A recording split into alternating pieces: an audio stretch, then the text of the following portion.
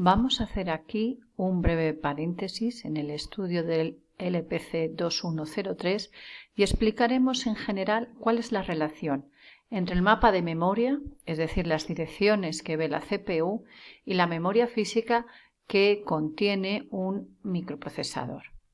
Lo explicaremos a través de un ejemplo. Supongamos una CPU sencilla en una máquina de von Neumann con un PC, un contador de programa de 16 bits, lo que implica un espacio de direcciones de 2 a la 16 igual a 64K direcciones, cada dirección de 1 byte, y datos de 8 bits.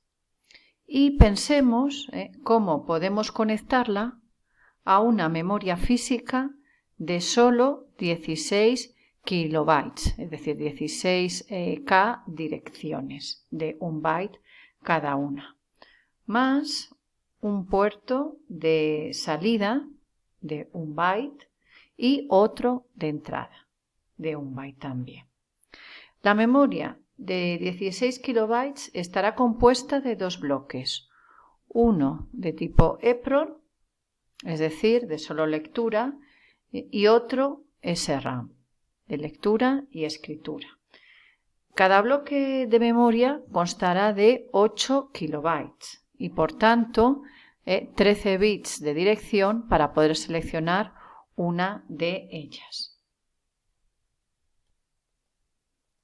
Queremos que la memoria EEPROM ocupe los 8K más bajos de la memoria, es decir, las 8K direcciones más pequeñas.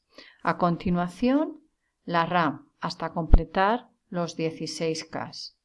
Los puertos los colocaremos en la parte alta, dentro de los últimos 8 kilobytes, es decir, entre las posiciones 56K y 64K.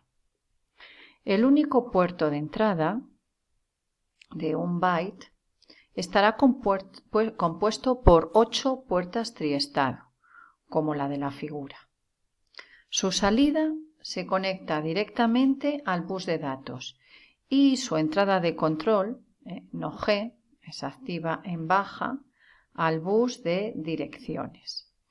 G tomará su valor activo, es decir, 0, solo cuando la dirección seleccionada por la CPU sea la correspondiente a seleccionar el puerto de entrada. Del mismo modo, el puerto de salida está constituido por 8 latches, como el de la figura, cuya entrada está conectada directamente al bus de datos y su terminal de control de escritura, LE, de Latch Enable, al bus de direcciones.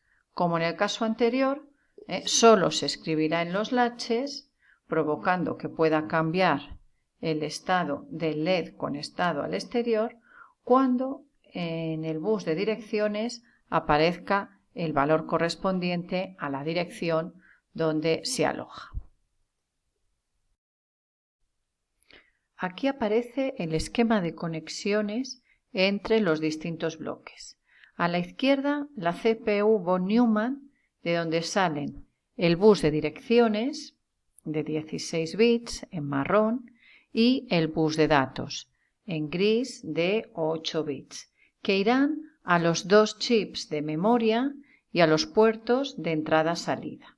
También dispone de las salidas read y write, ambas activas en baja, que indicarán si se quiere realizar una operación de lectura, que vendría a ser un load, o bien de escritura, un store, y que activarán los terminales de chip select correspondientes al bloque de memoria o el puerto elegido para realizar la operación correspondiente. En las memorias, sus bits de datos se conectan al bus de datos y sus bits de dirección, que tendremos 13 bits de dirección por cada memoria, a los 13 bits menos significativos del bus de direcciones. Finalmente, sus terminales de control Chip Select, Output Enable, que viene a ser el de lectura, y Write Enable, este último solo en el caso de la SRAM, todos ellos activos en baja, serán función, es decir, dependerán de los 3 bits de dirección más altos y de los terminales de control de lectura y de escritura que vienen de la CPU. Esta es precisamente la función que realiza el bloque llamado lógica Chip Select, que pasaremos a explicar a continuación.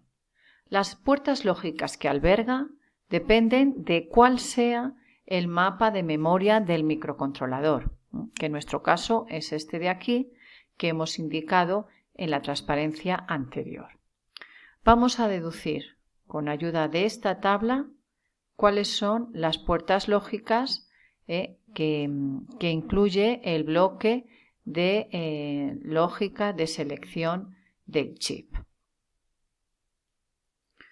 Por ejemplo, vemos que los 8 primeros kilobytes del mapa de memoria, que es donde se quiere colocar la memoria EEPROM, verifican que los 3 bits más significativos del bus de direcciones están a 0.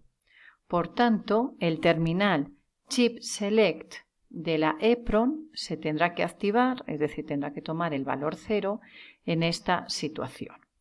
Bueno, pues eso es lo que aparece precisamente en la primera fila de la tabla. Aquí vamos a indicar cuáles son los valores que van tomando cada uno de los bits de control de cada uno de los periféricos y memorias. Entonces, en la primera fila lo que vemos es la situación que acabamos de indicar, que estamos seleccionando una dirección que pertenece a la EEPROM. ¿Y lo sabemos por qué? Pues porque su dirección comienza por 000, es decir, que estamos accediendo a una dirección contenida en uno de los 8 primeros kilobytes, de las 8K primeras direcciones. Bueno, pues en ese caso lo que tenemos que activar es el Chip Select de la EEPROM, como ya hemos dicho, es decir, poner el terminal no ECS a 0. Mientras que el Chip Select del resto de los bloques habrá que ponerlo inactivo. Entonces en la SRAM su Chip Select está a 1, para que se ponga por consiguiente la conexión al bus de datos en alta impedancia y no haya ningún conflicto eléctrico, y lo mismo hacemos con el puerto de salida, porque no queremos escribir en él, entonces el terminal de escritura en el puerto de salida tiene que estar a 0, porque este sí que es activo en alta, y el puerto de entrada tiene que estar a 1, para que se ponga en alta impedancia. Bueno, y luego el resto de los terminales de control, pues como lo que queremos es leer de la EEPROM, bueno, pues su terminal de lectura, que es este, el Output Enable, y que también es activo en baja, se tendrá que poner a 0 cuando el terminal de control de lectura de la CPU esté a 0. Luego entonces tiene que tomar el valor no RD. Y sin embargo, los terminales de lectura-escritura de la SRAM, pues nos da igual lo que valgan, puesto que está deshabilitada. Si la operación se quiere realizar sobre la SRAM, ya sea de lectura o de escritura, los bits más significativos del bus de direcciones deben valer 001 para acceder a las direcciones comprendidas entre 8 y 16K. Se debe habilitar la memoria SRAM, es decir, su Chip Select tiene que valer 0, y activar terminal de lectura, el Output Enable, cuando queramos realizar una operación de LOAD, o el Write Enable cuando queramos hacer una operación de Store. El resto de los periféricos deben estar desactivados. En la tercera fila lo que queremos es realizar un acceso a alguno de los dos periféricos de entrada o de salida. Recordamos que los queremos situar en los 8K más altos. Estos 8K verifican todos ellos que los 3 bits más significativos del bus de direcciones toman el valor 111. Bueno, pues entonces en ese caso, en el caso de que tengamos los bits de dirección más altos a 111, lo que tenemos que hacer es desactivar el chip select de los dos bloques de memoria y según se quiera hacer una operación de escritura, si queremos hacer una operación de escritura, lo que queremos hacer es escribir en el latch del puerto de salida, ¿no? O de lectura si lo que queremos es leer el contenido de un pin, ¿vale? Entonces, en esos dos casos, bueno, pues OLE y no IG pues tendrán que tener los valores de no write negado, puesto que OLE es activo en alta y no wr es activo en baja, y en el caso de no IG, bueno, pues tiene que ser directamente no RB. Por último, en cualquier otra situación que no sea ninguna de las tres que hemos analizado anteriormente, lo que ocurrirá es que queremos acceder a una dirección de memoria que se encuentra aquí, es decir, que no existe físicamente. Entonces, en ese caso, ¿qué ocurrirá? Bueno, pues lo que le ocurrirá a la CPU es que tendrá que saltar una excepción de tipo abort, porque hemos intentado acceder a una posición que no existe, ¿vale? Y por otro lado, bueno, pues por el bus de datos no tiene que circular ninguna información, Es decir, que lo que tenemos que hacer es deshabilitar todos los periféricos de entrada, salida y memorias. Entonces, en este caso, tendremos que tener los dos chip selects a 1 para que estén deshabilitadas. El puerto de salida tiene que estar también sin escribir en él, es decir, que el terminal OLE tiene que estar a 0 y el de entrada, su terminal de control, para poner en alta impedancia. ¿De acuerdo? Tiene que estar a 1. Bueno, y una vez que tenemos ya completada esta tabla, para saber exactamente qué lógica hay dentro de este bloque, pues lo que tenemos que hacer es fijarnos en cada una de las columnas, que cada una de las columnas contiene los valores que tienen que tener estas salidas, ¿vale? Bien, entonces, por ejemplo, en el caso del bit de habilitación del chip select de la EPROM, que es activo en baja, pues veis que tiene que valer 0 solamente cuando los 3 bits más altos valgan 00 y 1 en cualquiera de las otras situaciones. Bueno, pues ya ahí se deduce que lo que necesitamos es una puerta NAND, ¿de acuerdo? Una puerta NAND que haga que su salida, que es el chip select de la EPROM, valga 0 solamente cuando los 3 bits de dirección valgan 000. Del mismo modo, en la primera columna lo que tenemos es el terminal de lectura también de la EPROM. Este terminal de lectura da igual lo que valga en todas las situaciones, salvo en una, que es esta de aquí, que lo que tiene que hacer es tomar el valor de RD, del terminal de control de lectura de la CPU. Bueno, pues ya ahí se deduce directamente pues que no se necesita más que un cable para su implementación, que conecte directamente no EOE con no RD. Del mismo modo que estamos haciendo aquí, analizando por columnas y viendo cuál es la función lógica correspondiente, se deducirían el resto de las salidas. Los terminales de control de la SRAM y de los puertos de entrada-salida. Y con esto, cuando se quiera, por ejemplo, leer la dirección 2 de memoria, no hay más que poner en el bus de direcciones la dirección 2 con 16 bits y poner a 0 el terminal de control de lectura. Como los 3 bits más significativos valen 0, 0, 0, se habilitará la EPROM. ¿Por qué se habilitará la EPROM? Bueno, pues porque su terminal chip select pasa a valer 0. En la EPROM pedimos leer, ya que el terminal de habilitación de salida también está 0. Es decir, que vuelque el contenido de la dirección que sea en el bus. ¿Y cuál es esa dirección que sea? Bueno, pues la dirección de que sea viene determinada por los 13 bits menos significativos del bus de direcciones, que son precisamente el 2, y por consiguiente en la dirección 2 de la EPROM estará el contenido que queremos leer, es decir, transferir a la CPU.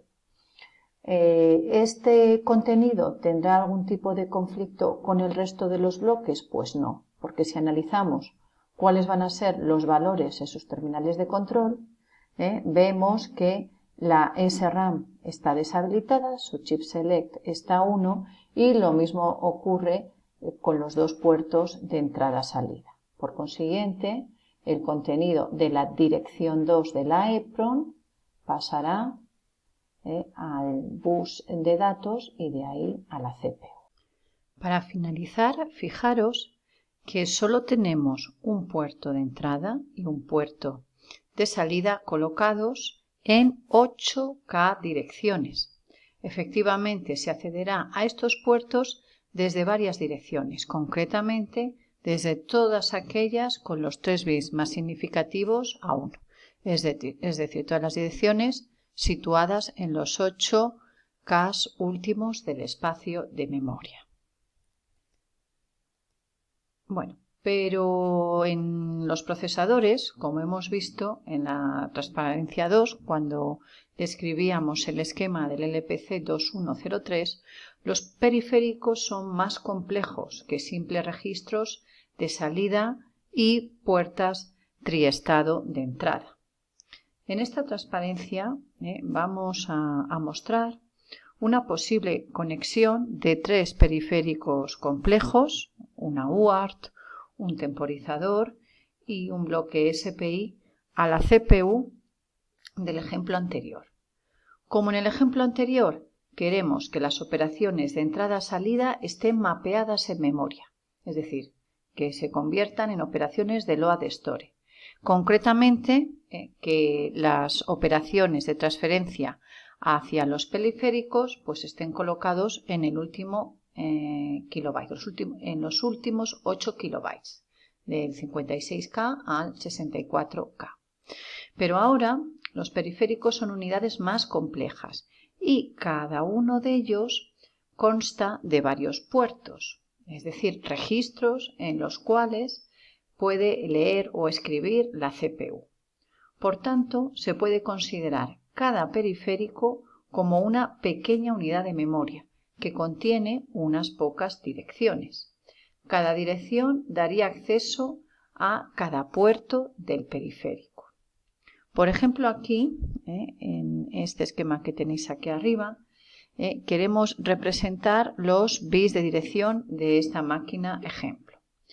Bueno, cuando los 3 más significativos valen 1, 1, 1, ya hemos dicho que estamos en una dirección contenida en los últimos 8K kilobytes. Bien, que es donde están alojados los puertos de los periféricos. Bueno, los 13 bits menos significativos del bus de direcciones se clasifican de la siguiente manera. Los bits comprendidos entre el 5 y el 7, que aquí están dibujados en azul, nos seleccionarán el periférico al que acceder. Para ello se conectan a las entradas, lo veis aquí, a las entradas de un decodificador, cuyas salidas se encuentran conectados a los chip select de cada uno de los periféricos. En este ejemplo, con 3 bits, podremos conectar hasta 2 a la 3, 8 periféricos distintos.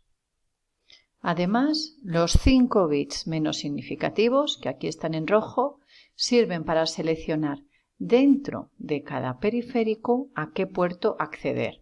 Se da, por tanto, la posibilidad de que cada periférico cuente con 2 a la 5 con hasta 32 puertos.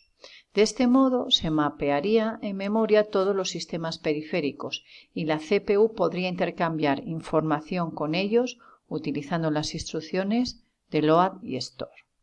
Bueno, y visto esto, vamos a volver a el microcontrolador LPC2103.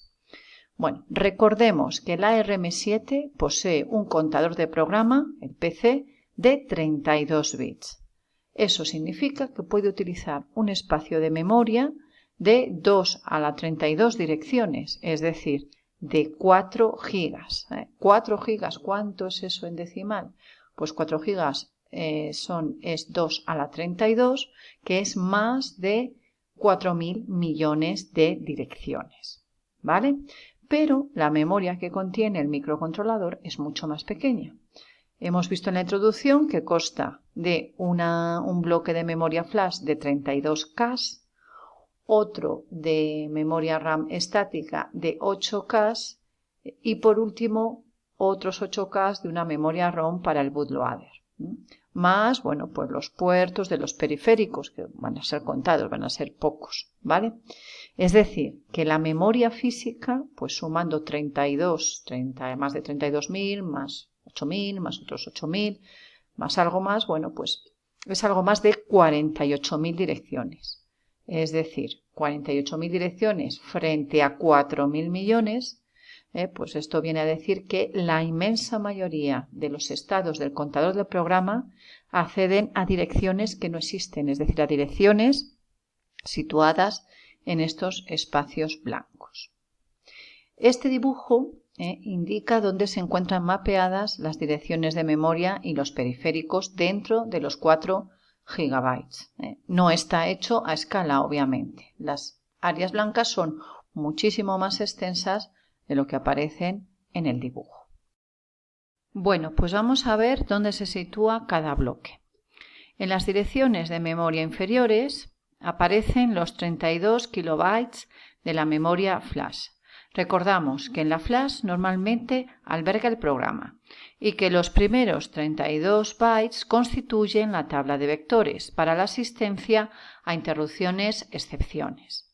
Los 8K de la RAM se encuentran a partir de la posición 4 y 7 ceros, 0000000. Y a partir de ahí, bueno, pues 8K hasta esta dirección. En la RAM se encuentran los datos y la pila de cada uno de los modos de funcionamiento de la ARM7. Por último, la ROM de arranque, llamada bootloader, que también son otros 8K, a partir de la dirección 7FFFE000. Bueno, no hay que confundir las memorias físicas con la memoria que ve la CPU.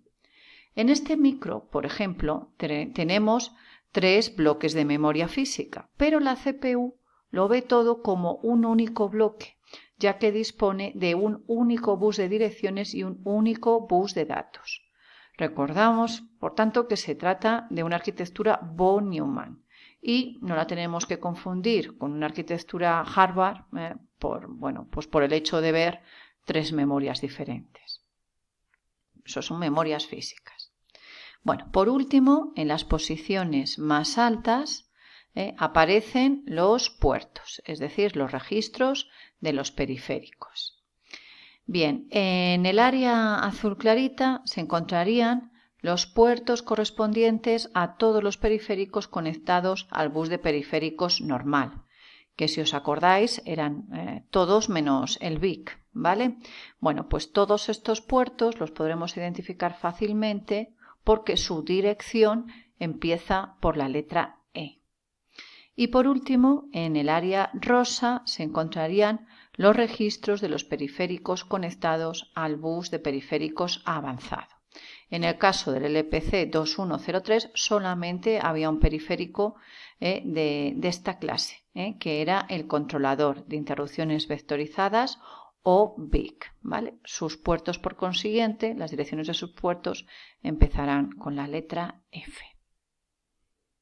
Bueno, y una vez visto el mapa de memoria de este microcontrolador, veremos unos cuantos ejemplos de ejecución de programas pues que están mal escritos y en los cuales aparecen excepciones, ¿vale? Para ver por qué aparecen y cómo lo gestiona la CPU. Una vez acabado con esos ejemplos, seguiremos con la teoría del tema 5 y empezaremos a describir los principales periféricos.